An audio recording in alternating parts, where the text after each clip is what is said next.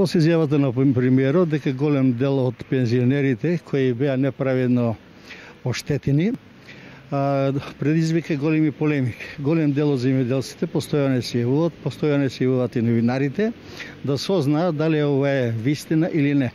Ние денеска бевме принудени да се јавиме во кабинетот на премиерот да ни ја потврдат оваа вест и ни дадоа потврден одговор дека веста е точна и дека владата званично ќе изнесе свој став следната недела.